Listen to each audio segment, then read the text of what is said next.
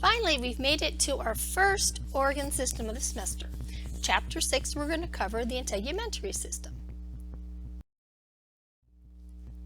First, let's look at types of membranes found in the human body, and some of these we've already discussed. Remember serous membranes. These are double-layer membranes. They consist of simple squamous epithelial tissue attached to a basement membrane. Serous tissue is called serous because the layers of this membrane secrete serous fluid, which is very thin and watery-like. The function of serous membranes is it lines and helps to lubricate body membranes, which means it helps to prevent friction around organs that tend to move or expand. So pleural membrane surrounds your lungs, pericardial membrane surrounds the heart, and the peritoneum surrounds not all but many abdominal organs. Mucous membranes. Mucous membranes lines and lubricates tubes that open up to the outside. So examples of this would be your mouth, your intestines, which ends at the rectum and anus, and vagina.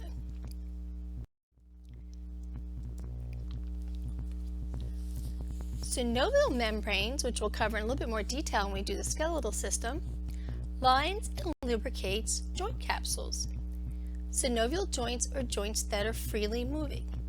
Some examples of synovial joints are the knee, your elbow, or your shoulder. Finally, there's the cutaneous membrane, which is the skin. This is what we're going to cover in Chapter 6. The integumentary system consists of the skin and all its accessory structures. So remember, when we look at organs, organs are structures that consist of two or more different types of tissues. Organs that are structurally or functionally related form organ systems. The skin is a very, very large organ, and you don't normally think of your skin as being an organ, but remember, by definition, it does consist of several types of tissues that function together. And it's responsible for many homeostatic mechanisms. One of these is it helps in temperature regulation. It also forms a protective outer layer, helps protect your underlying tissues. It helps prevent water loss. There are a variety of different sensory receptors that are found in your skin that allow you to interact with the outside environment. It functions in the synthesis of vitamin D. Vitamin D is necessary for calcium absorption. You need calcium for healthy teeth and bones. And it also functions in the excretion of sweat and sebum. We're going to go over all of these in more detail. Sebum meaning oil. The skin consists of a variety of different regions. So the outermost region is the epidermis. And then deep to the epidermis is the dermis. And then deep to the dermis is the hypodermis, which is sometimes referred to as the subcutaneous layer. In the subcutaneous layer, this is where you find major blood vessels, and this helps supply nutrients and oxygen to the regions that are above.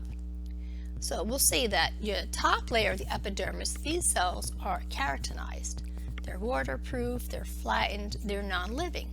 But there are cells that are deeper region of the epidermis, that are living, and they're going to require nutrients and oxygen that are going to diffuse upward from the deeper regions.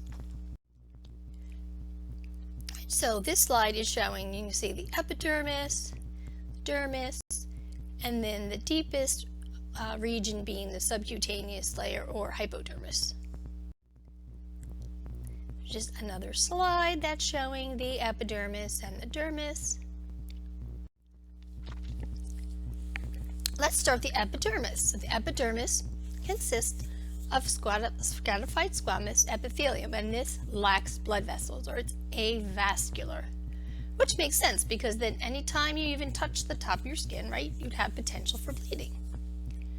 There is a layer of reproducing cells, and these are found in the stratum-based cell. So I always think of base cell, remember that like basement. So this is the bottom layer of the epidermal region. Okay, so we have large areas or regions, and then within the regions there's different layers. It kind of helps you keep track of like what type of tissue or structures are found in what particular area. Okay, so in the stratum-based cell, this is where you have reproducing cells, and this is at the very base of the epidermis, and then you have the dermal blood vessels, right, in the dermal layer that helps keep these cells well nourished. Right, so this is picture in a slide showing you the dermis, and you can see in this region there is a variety of different layers. So the word stratum refers to layer. We'll go over these layers in a little bit more detail in a minute. So cells are produced in the stratum by cell, and then they start to stack up, and then the older cells are pushed upward, and as they migrate upward, they become keratinized. When they become keratinized, they die. They become very thin, hardened scales. So keratin is the waterproofing protein made by the keratinocytes. In healthy skin, the production of new cells, right, closely matches the loss of old cells. In situations where your body is undergoing a lot of friction, right, you would start to produce what's called a callus. So a callus is an excess production of cells because you have an area where you're starting to lose more old cells. Right? So on your feet, they're called corns, usually like shoes that rub up against your toes. You can get this buildup of cells. Okay. The layers of the epidermis, right? Depending on the part of the body, there's 4 or 5 layers may be seen. So there's 2 types of skin in the body. There's thick skin and there's thin skin. And thick skin is found on the palms of your hands and the soles of your feet. And thick skin has a much deeper, thicker stratum corneum, and it also has an additional layer called the stratum lucidum. So starting at the top, we have the stratum corneum. I always remember these are like corn-flaked, flaky cells that come off. The stratum lucidum. And the names that are given are based on the histological properties when fresh specimens of skin are stained. And so in fresh specimens, the stratum lucidum appears clear or like lucid thinking. Okay, you don't have to worry about where the names came from, but there is a reason why they are given these names. Stratum spinosum, the cells appear kind of spiny.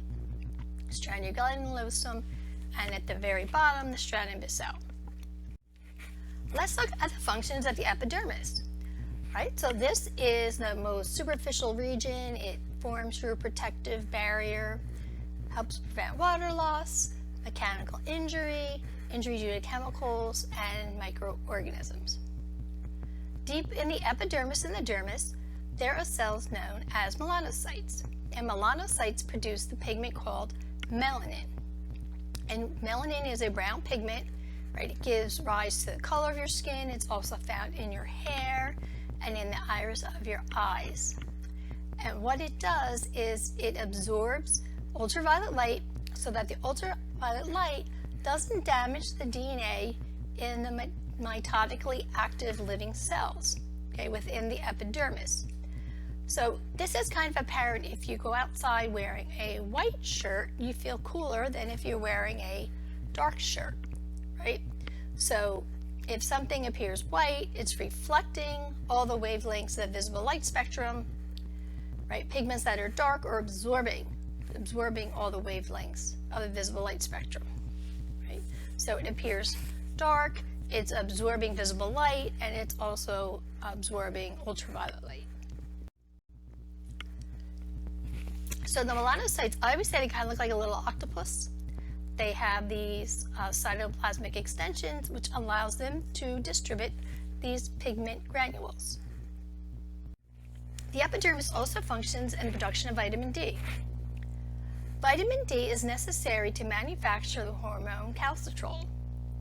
Calcitrol helps allow the absorption of calcium and phosphorus in the small intestine. So ultraviolet light activates these precursors to vitamin D, right? And then vitamin D is manufactured in the kidneys to calcitrol, and this helps to allow you to absorb calcium and phosphorus. Let's look at the dermis. The dermis helps to bind the epidermis to the underlying tissues. The border between the epidermis and the dermis is not even, it has ridges. And this is very apparent for instance, in your fingers or in your toes. The dermis consists of dense, irregular connective tissue. Right? It has collagen fibers that kind of run in an irregular pattern. There's also elastic fibers, and the extracellular matrix consists of a gel-like ground substance. So it's not as rigid as, for instance, like a tendon or a ligament where you have collagen fibers that are stacked together in bundles. Functions of the dermis contains dermal blood vessels that carry nutrients that are able to diffuse and migrate to the upper layers of the skin. The dermis also helps to regulate temperature. We'll go over this at the end of the chapter. The dermis contains nerve fibers. These are sensory receptors associated with your hair follicles, your sebaceous glands, and sweat glands.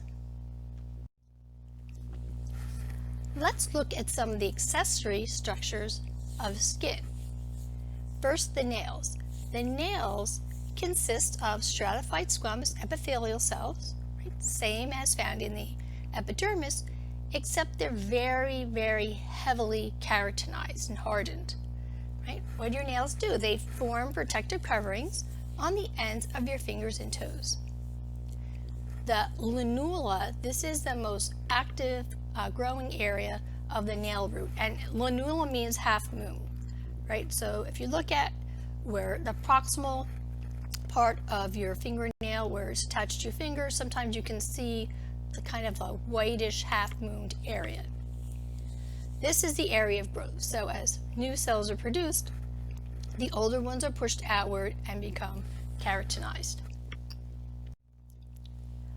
So there you can see the lunula, the half moon, right? And you have your nail plate, which is the very heavily keratinized, stratified squamous epithelial cells, and the nail plate is attached to the nail bed. Hair is found on nearly all regions of the skin, right? Some exceptions are the palms of your hands, the bottoms of your feet, soles of your feet, your lips, nipples, and portions of external genitalia.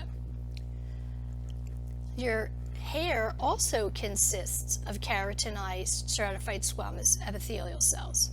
So these cells develop in the base of a tube-like depression called the hair follicle.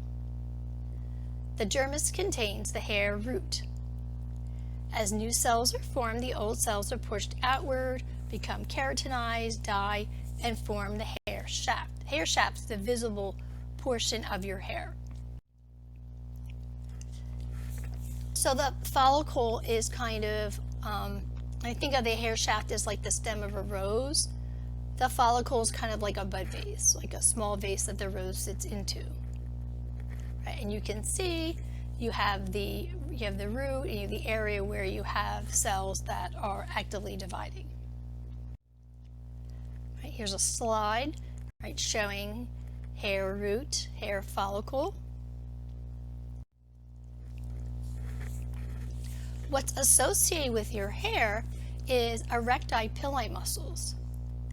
Erecti pilli is smooth muscle cells, so these are under involuntary control, and it contracts and causes the hairs to stand up straight. This occurs when you're frightened, okay, or when you're cold, and this generates goosebumps. So in some animals, such as this cat, when they become scared, the hair standing up on end makes them look larger and like more fierce, right? When hairier mammals are cold, having the hair stand on end helps to trap warm air closer to your body, right? As humans, we're not quite hairy enough to really have that type of like insulating effect. Okay, this contraction also causes the release of sebum. So the oil or sebaceous glands are also associated with the hair follicle. There's a variety of different types of sensory receptors found in the skin. We're not going to go into all of these, but what they do is they receive information from the outside. There are sensory receptors for pain, heat, cold, touch, fine touch, pressure.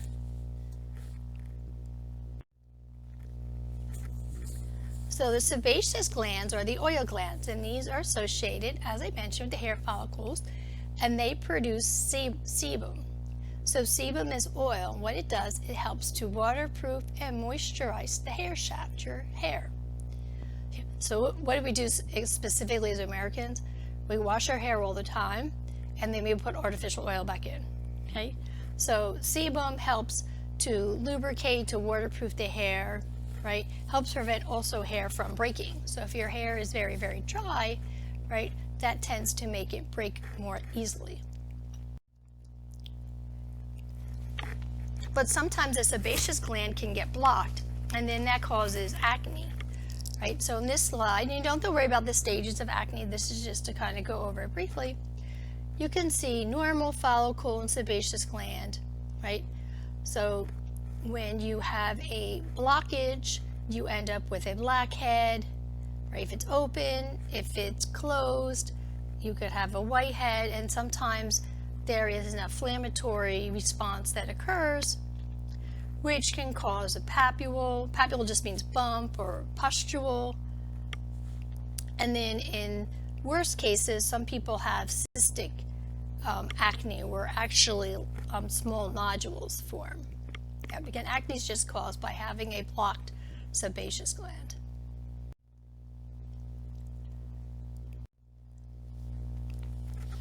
The sweat glands are also known as sudoriferous glands, and their secretions exit the skin via pore. There's two types of sweat glands. There's the most prevalent eccrine glands, and these are the glands that respond to body temperature, right? So you start to sweat. You sweat all the time, but you sweat more profusely if the temperature is very warm.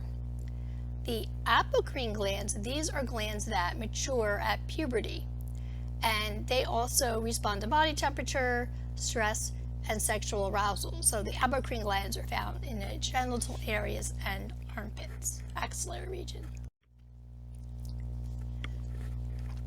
There's a variety of different types of skin cancer. So remember, melanin acts as a protective pigment. So the melanin is going to absorb ultraviolet rays. UV light can cause genetic damage, right, in the living cells found in the epidermis, right? And this genetic damage can cause a cell to become cancerous. Basal cell carcinoma are cancerous changes that occur in its basal skin cells. These are cells that are found in the stratum-based cell. Basal cell carcinoma is typically found on parts of the body that are regularly exposed to sunlight. So often this is like an individual's face. So you can see on the image to the right, a person having basal cell carcinoma on their nose. Squamous cell carcinoma, this is growth of abnormal cells arising from the squamous cells of the epidermis.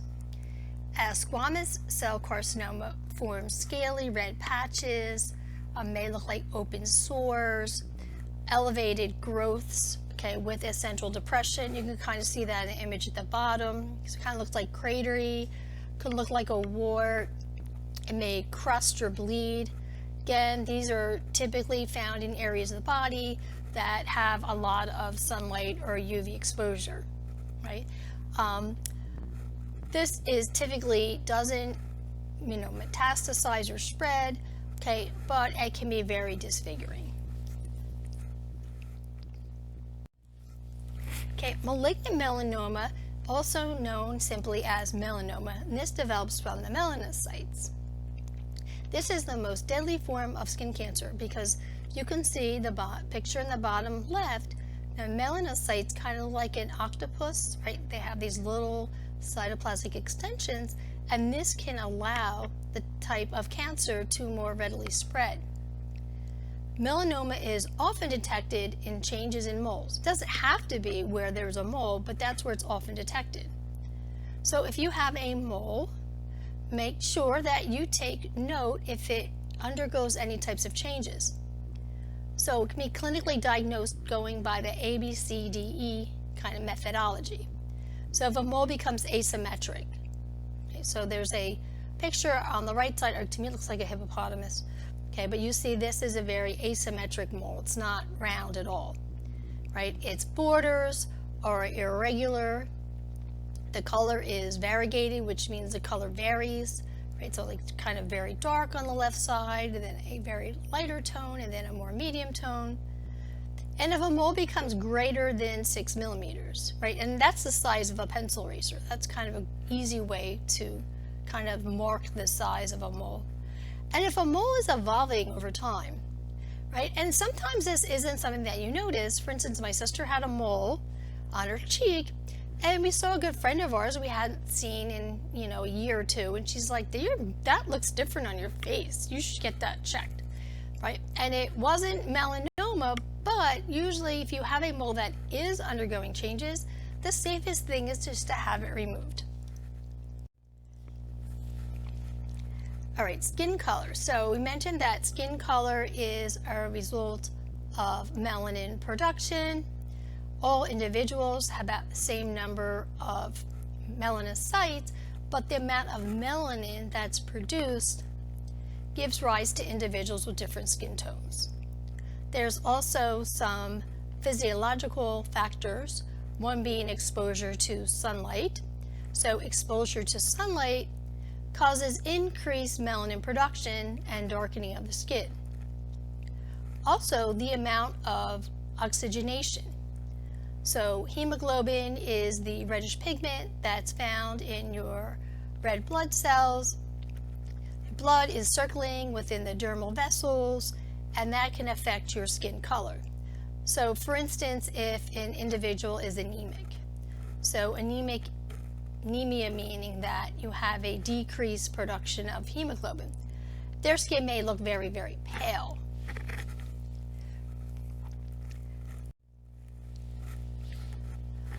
Also, keratin can accumulate in your adipose tissue, and excessive amounts of keratin, this is kind of the orangish pigment found in carrots and other vegetables, may cause skin to appear yellowish. This is really most apparent in maybe very pale skinned babies that eat a lot of carrots. Right? It's just a contributing factor. Jaundice is a yellowing of the skin, and this is caused by liver dysfunction. Right? It could be liver cancer, it could be liver cirrhosis or liver fibrosis, but it's an elevated level of bilirubin, which is a breakdown pigment of hemoglobin. Right? And if the liver's not functioning appropriately, the bilirubin levels can elevate and make the skin appear yellow. So these two sometimes can look really similar, this orangish color or this yellowish color. However, in jaundice, even the sclera, the white of the eye, has a yellowish pigment. The skin is very important in regulating body temperature. Maintaining a proper body temperature is essential for the regulation of vital metabolic reactions. Very metabolically active cells, such as the heart and the skeletal muscles, produce heat. This is pretty evident if you go outside and you start running. Right? You can tell that your body's warming up, and then you start sweating. So the skin plays a major role in temperature regulation. The thermoregulatory center for temperature is found in the hypothalamus, and the skin contains sensory receptors that detect either heat, right, or cold. So heat is lost to the surrounding environment through radiation.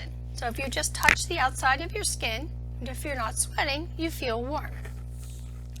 The way to dump or get rid of more heat is by dilating these thermal blood vessels, decreases the amount of radiant cooling that occurs, and then by sweating. The body responds to excessive cooling by constricting the dermal blood vessels and activating the sweat glands and shivering. So shivering, what I always find really annoying, is contraction of your skeletal muscles to increase their metabolic activity and produce the amount of heat that is generated. Let's look at the regulatory mechanism to lower body temperature. So your heat receptors, thermoreceptors in your skin, they send signals to the control center that detects deviation from the set point. In other words, we're getting warm. And then the effects are the dermal blood vessels dilate, that increases blood flow to your skin. You eliminate more heat through radiant cooling. And then the sweat gland secretes sweat. So when you sweat, the highest energy molecules evaporate first, and the energy is a form of heat.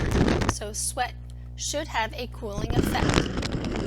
I would say, however, living in the state of New Jersey, whenever it's very hot, it's also very humid, and the air is already saturated with water vapor, and so you have less sweat is able to evaporate due to the environmental conditions. So you can tell if you're out exercising and it's really humid out, the sweat just kind of sits on your skin, right? So the body heat's lost to the surrounding, your temperature drops back to normal. Let's look at thermal regulatory mechanisms to help increase your body temperature. Again, you have the stimuli that temperature is too cold. This sensory information is sent to the hypothalamus. The dermal blood vessels constrict. Sweat glands remain inactive. Right, when the dermal blood vessels constrict, because you want to keep this warm blood toward the core of your body where your vital organs are. Your skeletal muscles start to contract, you start to shiver, and that helps to generate body heat. The body's normal response to injury is inflammation. In inflammation, blood vessels dilate and become more permeable. This allows white blood cells to have access to the injured area. Tissue becomes red and swollen. Again, this is a normal response to injury. If cuts are very superficial, they can be healed by reproduction of new epithelial cells. This takes about 2 weeks for a small cut to be completely healed. Blood clots in dry tissue fluids in the injured area form a scab. If a wound is excessively deep, this is going to require the production of collagen fibers from fibroblasts. Excess production of collagen may form an elevation above the normal epidermal surface, forming a scar. When patients are immobile in bed and laying on a firm mattress, there may be instances where they have a bony prominence like an elbow or a hip bone pushing against the mattress, restricting blood flow. That's why immobile patients always need to be turned. This restricted blood flow may cause necrosis or death of the skin, and this can include all layers of the skin and can even go down to the bone. When you get a tattoo, the pigment penetrates through the dermis. The body has an immune response and generates scar tissue. The pigment becomes trapped in fibroblasts, and it may even penetrate even deeper. The skin is the first organ to show visible signs of aging. As you age, the elastic fibers in the dermal region become a little less elastic. There's also a decrease in the amount or thickness of the hypodermis. Age spots may appear on the skin, and this decrease in the elasticity causes wrinkles. The decrease in the adipose tissue in the hypodermis causes drooping of the skin. Wrinkles, thinning, drooping of the skin kind of have two key factors. One's intrinsic factors or genetics. There's some nationalities, some individuals that age and just really don't show any of these visible signs. The thing that you can control are extrinsic factors. Okay, environmental exposure to sunlight, to UV light, causes damage to the skin. So other than preventing the types of skin cancers that we just went over, right, using sunscreen can help, slow down the appearance of wrinkles. Let's look at our Greek and Latin word parts for the integumentary system. Epi means upon or above. Derm, cutane, means skin. Melon means black. Oma means tumor or swelling.